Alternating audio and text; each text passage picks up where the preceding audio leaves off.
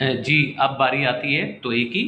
अब देखें, हम तोए बुलाने जा रहे हैं स्वाद, और ये तोए।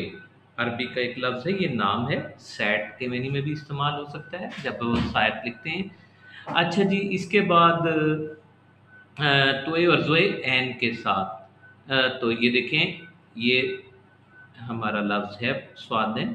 मुरस्सा हम लिखते हैं तो अक्सर इसके लिए इस्तेमाल करते हैं मुरस्सा। देखिए मुरस्सा, मुरस्सा मैंने सजा होना। और गैन गैन एक जैसी बात हो गई। और सफ, फे के साथ ये मिलेगा और अपना शोशा कायम रखेगा। अच्छा, इसके बाद फे के बाद हमारा काफ।